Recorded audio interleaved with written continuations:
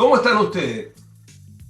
La verdad es que ha sido quizás una de las cosas que me quedan de mi formación en los padres franceses, de que siempre en Semana Santa hacemos una entrevista con algún pastor, con algún sacerdote, a diferencia de todo esto. Los de Viña los he tenido a todos, desde mi amigo el gordo ortodoxo, también el anglicano, los obispos de acá. Y hoy quiero llevar a ustedes, y con mucho gusto, al ex párroco de la Matriz, hoy obispo de San Felipe de Aconcagua, Monseñor Gonzalo Bravo. ¿Cómo está, Monseñor Bravo? Gusto de tenerlo acá. Hola, Rodrigo, ese monseñor, no me siento tan bien, pero Gonzalo, padre Gonzalo, me sentiría más fluido. Bien, contento de este periodo que Dios me regala. Oiga, usted que es guanderino, porteño, estudió en la Santa María, quilpueíno, qué sé yo, ¿cómo se siente con este boato que se ha perdido un poco, pero igual es el príncipe de San Felipe y Aconcagua? Sí, es difícil porque yo diría que es lo que más me cuesta. Pues la gente acá es gente muy tradicional, muy respetuosa de la iglesia y le hace sentir a uno que uno es el obispo. Y yo todavía no uso los signos episcopales, por ejemplo, yo ando sin anillo, no ando con la cruz, me cuesta eso. Entonces, me imagino que para mucha gente yo debo ser bastante rasca, pero por otro lado, sí, tengo que cumplir, tengo que mejorar en estas expectativas más bien de la presentación, pero año a año mejorar. ¿Y usted sigue teniendo la casa ahí en la plaza de San Sí, Felipe? en realidad yo estoy itinerante porque todavía no traigo mis cosas de Valparaíso porque estoy viajando mucho, gracias a Dios. Viajo frecuentemente a distintas partes, voy visitando las comunidades. La parte no, acá la diócesis es más grande de lo que yo pensaba porque es toda la provincia de Petorca, que va desde Chincolco hasta Zapallar, Papúa, Longotoma, y también la provincia de San Felipe y los Andes. Entonces, hay muchas comunidades que están muy extendidas. Por ejemplo, la parroquia Cabildo tiene 24 comunidades y uno se demora entre la comunidad más lejana, la sede parroquial, como unas 2 horas y media. Entonces, es bastante grande e inaccesible, pero es muy bonita la geografía. Entonces, eso me permite a mí recorrer, estar en varios lugares, muchas fiestas religiosas. Hace pues, la mañana, por ejemplo, el sábado pasado amanecí en Chincolco, después el domingo tuve que estar en San Esteban, el lunes amanecí acá en San Felipe, mañana tendré que ir a Rinconada. Es decir, uno se va moviendo bastante y lo que me gusta mucho. Habría que pedirle entonces la moto a uno de sus antecesores, a Manuel Camilo Vial, que andaba en moto. Sí, yo creo que cuando uno, es que es muy ajustado, ¿eh? Ahora hay una cosa maravillosa, Rodrigo, que es la cantidad de caminos que están asfaltados o pavimentados de frente. Hay una conectividad muy buena, muy saludable, muy propicia para que uno vaya a meterse a los lugares más recónditos y tiene la posibilidad de acceder sin gran dificultad. Entonces eso ayuda mucho en la conexión y ayudando a la conexión también yo creo que se anima más bien la presencia en cada una de las partes que uno está. San Felipe, cuando usted llega a San Felipe de Aconcagua, la diócesis enfrentaba un cuestionamiento por algunos problemas, bueno, que la iglesia los ha tenido en todos lados, pero que allí también desaparecieron. ¿Cómo enfrentó eso usted? ¿Cómo recibió la gente? Pese a que con esta cosa de la pandemia también hay ahí como un paréntesis que envuelve como una burbuja en que todo lo demás queda afuera, pero ¿cómo fue el resultado? ¿Cómo enfrentó usted eso? Yo creo que hay mucho dolor y también todavía está la sensación de impacto, es decir, no se puede creer abusos de poder, de sexual y de conciencia, y hoy uno todavía late y ausculta abusos de poder. Hay formas eclesiales que son de mucha denostación del laico, y yo percibo que eso es un problema latente, no es un problema pasado. Creo que tenemos que crecer nosotros en la dimensión de que la jerarquía, pastores, sacerdotes, obispos, somos parte servidora del pueblo, fiel del pueblo de Dios. Si Pero no, hablemos en castellano, Gonzalo. sí, Hablemoslo en simple. en ¿Qué simple. quiere decir con Nosotros somos iguales. El sacerdote es igual a cualquier laico, nada más que tiene una función distinta. Y mi función es poder gobernar, dirigir, enseñar y santificar. Esa es mi función, ese es mi trabajo. Tu trabajo es ser periodista. Tú me haces las preguntas, yo trato de responderte, pero tú no eres distinto a mí ni yo distinto en cuanto a la dignidad. Eso creo, esa igualdad de base que nos viene por ser hijos e hijas de Dios, o por último ser humanos si no somos creyentes, eso yo creo que hay que recuperarlo. Cuando esa base se pierde, cuando se desnivela la balanza, comienzan los abusos que pueden ser, insisto, iniciar con abuso de poder, después de conciencia y termina generalmente con abuso sexual, que es un escándalo, una monstruosidad. Y eso creo que nosotros como sociedad, incluso, no solamente como iglesia, tenemos que nosotros prevenir. No estamos preparados culturalmente para tratar a las personas de modos igualitarios. La jerarquización de la persona es un rol, es una tarea pendiente de la educación chilena. Pero cuando yo lo escucho a usted, Gonzalo, me viene a la memoria la forma como el par suyo, obispo de Punta Arenas, se refirió a los temas de pandemia y a la forma en que él enfrentaba la pandemia. Que había ahí algo de soberbia, algo de que, bueno, aquí yo soy el obispo y hago lo que quiero, y el aforo no tiene nada que ver. Y posteriormente a eso lo uno, a que la Corte Suprema haya permitido una cosa que para muchos es una bendición de Dios, pero yo creo que para la mayoría es casi inentendible que hayan posibilidad de hacer misa, igual como haya posibilidad de ir al mall, igual como haya una serie de cosas que en pandemia probablemente debían estar acotados. ¿Qué opina usted de eso y cómo lo enfrenta usted en San Felipe? Ahora, es curioso que respecto al derecho a reunir, derecho a la vida religiosa, a la vida espiritual, es un derecho que está zanjado en las distintas declaraciones de los derechos humanos a nivel mundial. No es una cosa que sea particular de la iglesia chilena ni que haya sido un lobby. Una persona que no es creyente, Carlos Peña, tiene una columna maravillosa que yo invito a leerla sobre esto mismo, que no es lo mismo ejercer el derecho a la vida de piedad en una persona creyente que ir a un gimnasio o ir a la biblioteca o ir a un paseo del perrito por la mañana, que tan legítimo es. Son instancias distintas. Una está en la instancia del ser.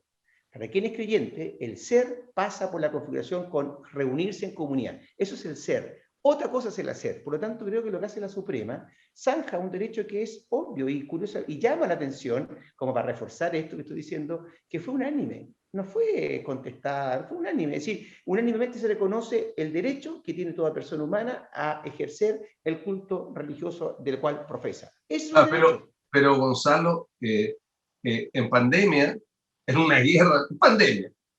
Sí, en pandemia hay derechos que están por encima de otros. Hay derechos que deben ser conculcados por encima de otros. Sí, y a eso me refiero. No conculcado, postergado por un momento, digamos. Claro. Que la gente lo dice, me siento conculcado. Yo creo, momentito. El tema es eso. Hoy día la estamos pasando mal. Usted suba al paraíso, que lo ama el corazón, con la matriz, todo lo que usted hizo.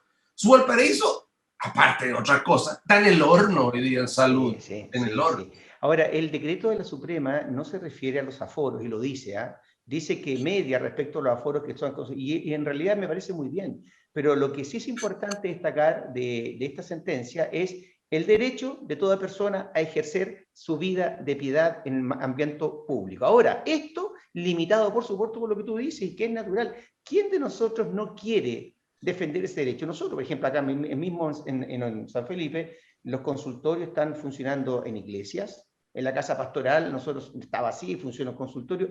Nadie quiere ir contra las medidas de seguridad. Nosotros si todos queremos salir adelante, pero eso no significa negar de hecho el derecho de poder reunirse en la religiosa. ¿Qué opina del obispo de Punta Arenas? Nunca falta el obispo, digamos, el obispo lefebrista. Nunca falta alguien en la iglesia que es bueno para el desaguisado. Que salió en una misa. Claro, estaban como un metro, pero habían como 50 personas en la misa, aunque estaba al aire libre. El de Punta Arenas, el obispo, el de la perita, claro. Sí. Yo vi una imagen que no aparece con gente, aparece con 2 personas atrás. Esa es la imagen que no, es el obispo Santiago, ese es su cardenal, no se olvide, ese es su cardenal el que salía en la el metropolitano. Parece que no lo tiene claro, monseñor.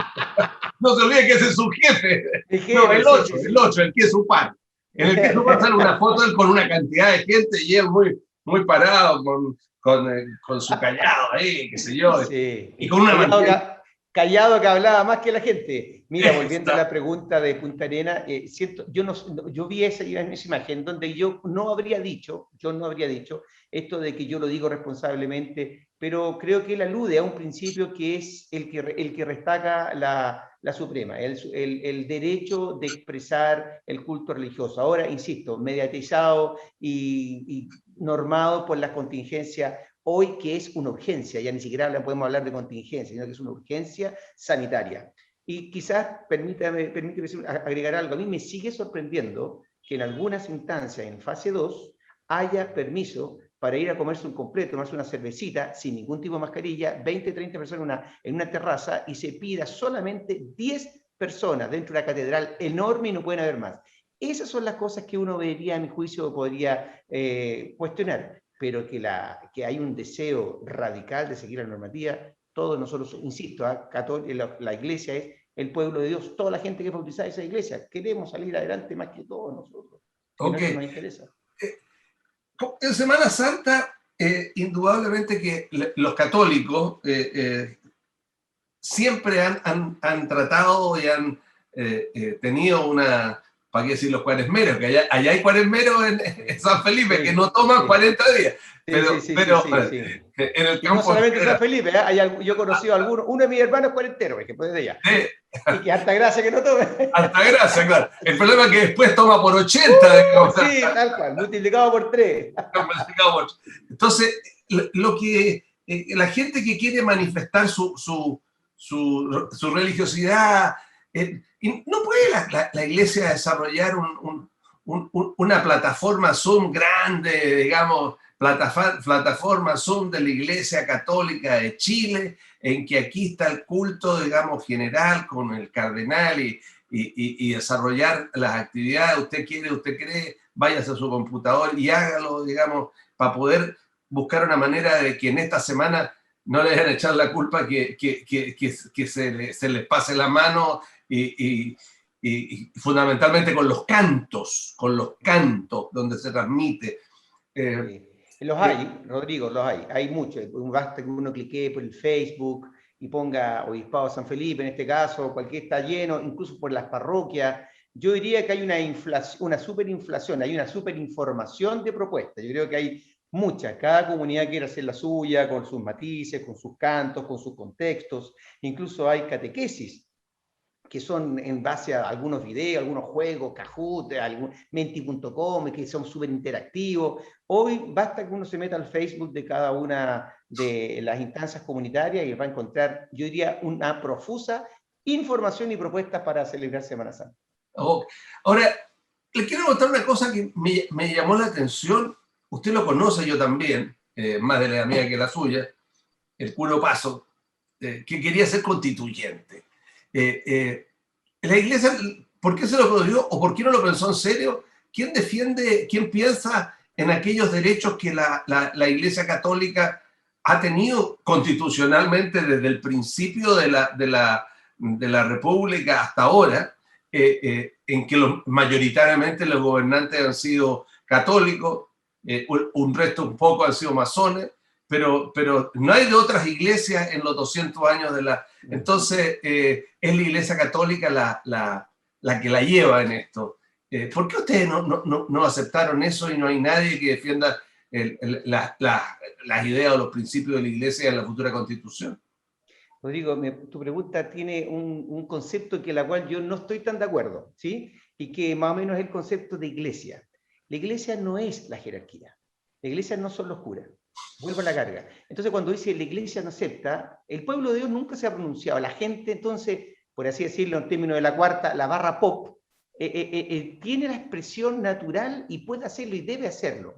Yo pienso que lo que el padre lanzó fue una diatriba, fue un molestar, un aguijonear y despertar a algunas personas que sean de fe a defender los derechos de una persona religiosa. Hoy, por ejemplo, la ética en España, los últimos estudios, hablan de ciudadanía activa y religión, por ejemplo. Se entiende que la persona que tiene un tipo de pensamiento, una práctica religiosa, tiene un deber ya no solamente vivirlo internamente, sino hacerlo socialmente. En Estados Unidos, por ejemplo, la fe es un bien público. Es decir, yo vivo mi fe públicamente y voy a ejercer todos mis derechos para que eso sea así. Yo creo que en esa parte tenemos que crecer un poco más. Creo que todavía hay que pasar un poco de esa fe de templo, de oración, a la fe que es de democracia y también de sociedad. Y hay muchas personas que tienen esta propuesta. Yo personalmente siento que para mí un constituyente o una constituyente me va a representar mucho mejor si tiene fe a que no tenga fe. Los espacios de fe abren otras posibilidades de nación. Es decir, no, yo vengo del mundo de la no fe, yo vengo del mundo no creyente. Yo sé perfectamente la diferencia entre vivir sin fe y vivir con fe. Y a mí me representa mucho más una constitución que plasme que, por ejemplo, el 60% de los chilenos y chilenas hoy se sienten personas creyentes. Y creo que es legítimo, pero que haya un curita que tenga que defender eso, me parecería que es un retroceso. Creo que hoy, si hemos formado a la gente y si Dios ha inculcado en los corazones la fe, tiene que ser también plasmado por ellos y ellas. Yo no sé si se va a enojar usted, monseñor Vera, que me gusta tanto un guanderino, por lo que está ahí. Le digo en broma, ¿ah? ¿Sí? Pero qué buena su respuesta, curita. Le voy a decir, curita, usted, hablándolo del concepto del ser normal, de que está igual que otros, y que lo que está planteando es una cuestión que es bastante de futuro.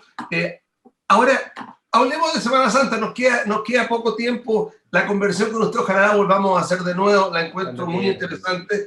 Y yo quiero decirle, en pocas palabras, que veo lo que veo. Mucha más presencia de los protestantes que de los católicos en los medios de comunicación.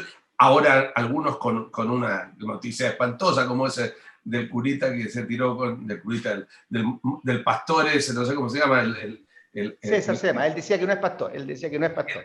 El César, al César lo que es del César, al César que se autoatropelló, digamos. Y uno ve que hay igual mucho mundo protestante. ¿Cree que hay una cierta culpabilidad en la forma como se ha vivido la fe católica, la Iglesia católica y este tema de usted, la jerarquía, que lo ha planteado muy bien? A ver, hay una estadística que nos podría ayudar a la respuesta. La estadística en Chile que más o menos hoy tiene que haber un 50%, 45% de personas que se dicen católicas, no más que 50%. Hay un 20% que ha permanecido durante mucho tiempo, quizá un poquito menos ahora, de hermanos que se dicen pertenecen al mundo evangélico. Y ha crecido fuertemente el mundo agnóstico, están cerca del 35 al 40%. Es un poco son las encuestas que se manejan. Por lo tanto, en términos de encuesta, el mundo evangélico ha permanecido y el mundo católico ha disminuido grandemente. Y yo sí creo que los escándalos sexuales cometidos por los abusos, por todos sabidos y por muchos padecidos, ha afectado. Pero sobre todo creo que ha afectado otra dimensión, que es una cosa cultural, y es el individualismo. Cuando yo presento una fe que me habla de la alteridad, que me habla de la entrega, que me habla que yo quiero cumplir la voluntad de Dios, no la mía, que quiero hacer lo que Dios me pide, no lo que yo quiero, es realmente contracultural. No cabe la menor duda que un chico o una chica, hoy por ejemplo el Grammy, un premio que todos conocen el Grammy, lo gana Bad Bunny, un cantante puertorriqueño de 27 años. Y Bad Bunny, el álbum se llama Yo hago lo que me dé la gana. Eso no tiene nada que ver con la cruz de Cristo. Es decir, son mundos distintos, entonces yo no tengo ningún problema en ver una iglesia, cualquiera que sea cristiana, católica, no tengo ningún problema personas de fe que seamos mucho menos y que ya los templos no se llenen por una tradición, sino por una conversión o una convicción. Yo percibo que el lenguaje cristiano hoy no es un lenguaje que esté de moda.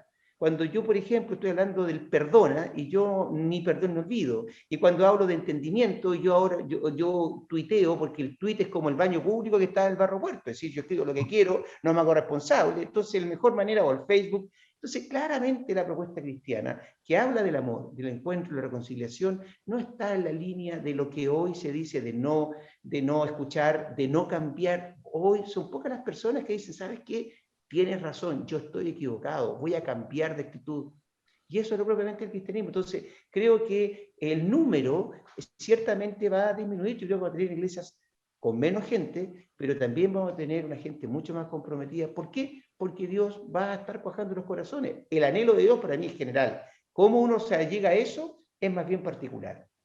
Ahora, cuando yo lo escucho, Gonzalo, me llega a la cabeza la contradicción entre lo que usted quiere, lo que usted piensa, lo que usted siente, lo que usted se juega a la vida, con lo que está pasando hoy día en el mundo y especialmente en nuestro país. La violencia, el enfrentamiento, la contradicción, la degradación de unos con otros, el insulto, la ofensa. Eso, ¿cómo hemos llegado a esto? Digamos, ¿qué es lo que plantea la Iglesia y cómo lo puede usted concatenar con la Semana Santa? Tremenda pregunta, Rodrigo, tremenda pregunta. Ya Plotino decía que los sistemas tendían a desordenarse, igual que la segunda ley de la termodinámica, que tienden a desordenarse. Yo aquí veo la propuesta cristiana en su máxima esencia. Es decir, la propuesta cristiana de la Semana Santa es pasión, muerte y resurrección de Jesucristo. Que no se puede acceder a la resurrección sin la crucifixión, sin la muerte. Y yo percibo que el corazón del cambio es el cambio del corazón. Y es un cambio que tiene que asumir las muertes. Las tuyas, las mías y de cada uno y de cada una. Si yo sigo pensando que no debo morir a mi orgullo, si no debo morir a mi egocentrismo, a mi individualismo, es muy difícil que nosotros cambiemos como sociedad. Por eso es que el misterio pascual, insisto, lo que se celebra de la pasión, muerte y resurrección de Jesucristo, puede ser una fuerza maravillosa para decir, no hay problema en morir, si no hay problema en ser débil, si la debilidad máxima es creerse fuerte. Entonces, cuando yo asumo mi debilidad, para quienes somos cristianos, nos conectamos con la cruz de Cristo. Y en la cruz de Cristo conectamos con la fuerza nueva del Espíritu que nos renueva, que nos hace ser distintos y a veces distantes de lo que hemos sido. Entonces, yo sí percibo que como sociedad, incluso voy a hacer un discurso casi sociológico, la fe puede aportar a que quienes queremos asumir cambios, es decir, morir a lo que somos, podamos vivir y resucitar a lo que estamos llamados a ser para ser felices. Ninguna persona egoísta es feliz, ninguna persona egocéntrica es feliz, ningún narcotraficante en su vida concreta es feliz. Si la vida del traficante es una cosa horrorosa, tienen que defender a sus hijos, estar parapetados en su casa, tener un montón de soldados, tener un sistema para en la cárcel, que los que están ellos en teoría bien, pero están súper perseguidos, se les acaba el dinero y el poder y los matan rápidamente. Nadie, un político corrupto tampoco es feliz. Una persona, un pedófilo tampoco es feliz. Un cura que no cumple su deber tampoco es feliz. Un periodista que es coludido tampoco es feliz. Entonces, la felicidad viene con esta libertad que solamente los cristianos pensamos que Dios nos puede dar. Ok, para mí ha sido un gusto conversar con usted, obispo Gonzalo Bravo. Muchas gracias. Es un gusto que me recuerda las conversaciones que en su oportunidad tuve con Monseñor Camilo Vial.